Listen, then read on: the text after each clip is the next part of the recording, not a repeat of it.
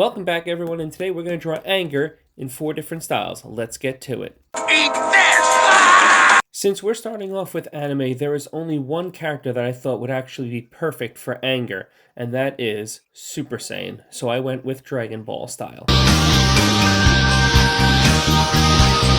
Super Saiyan has such an iconic look that I thought it would be perfect for this character as an anime style, and also it derives from anger and aggression.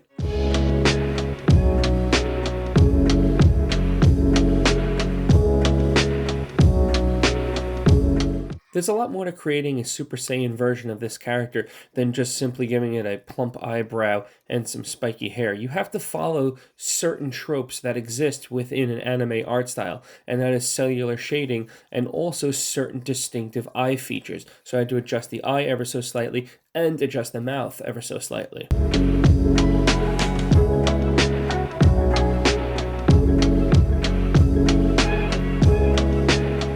Now, I could have made the hair just pure orange and red, but I wanted to keep that homage to the anime and the Dragon Ball style, which I really love, so I kept the hair yellow with the flare of the orange. Next up is the crack style, and in a YouTube poll, anime and cracked were actually 2 of the biggest suggestions, and it was this particular comment that caught my eye, and I really loved the idea, so I want to incorporate that into this style.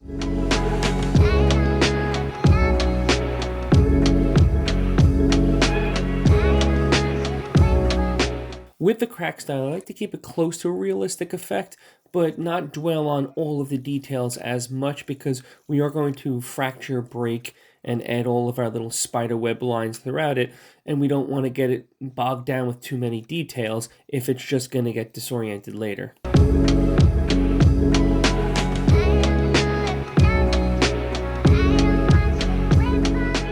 I really love this suggestion, so let me know what you guys think in the comments down below.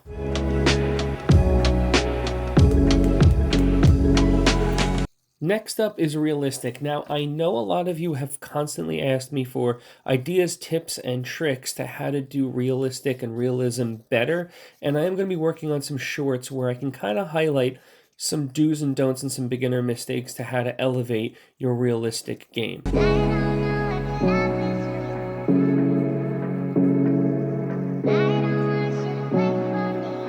One of the best pieces of advice for anyone trying to achieve a better version of realism is this. The secret ingredient is nothing.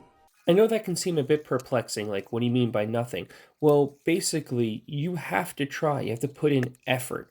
You have to study. You have to practice.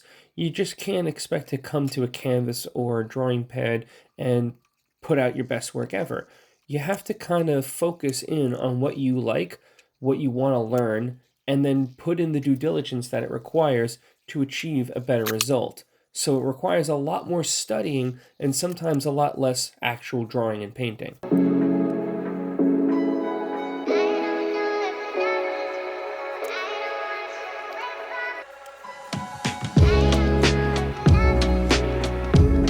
That might seem like a cop-out of an answer, but think about it this way. Do you think LeBron James became the GOAT of basketball overnight?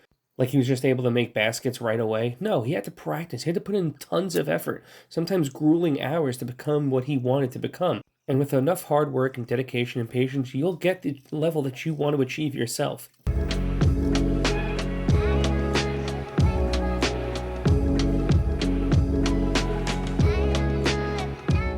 Since you've gotten this far in the video, if you can do me a favor, please hit that like button, hit that subscribe button, and notification bell. It helps me out a lot, and it also lets YouTube know that you really love the content. Now we're going to swing over to the horror style, and for this, I kind of went with a different route altogether.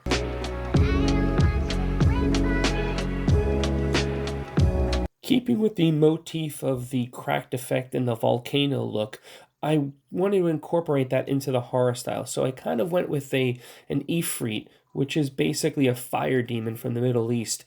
I really wanted to incorporate volcano and lava look to this. I wanted to give it very much a demonic, scary feel to it.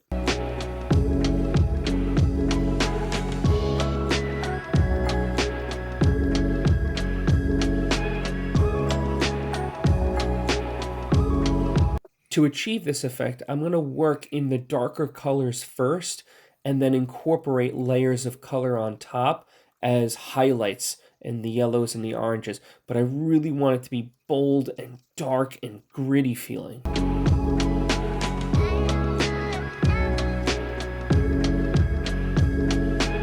When it comes to the hair, I kind of went with a very wispy look. I want it to almost seem like it's rising up and billowing because I really want the focus to be on the eyeball and the depth of the socket going back. So when I layer in the hair, it's going to be very flicky and very wispy looking.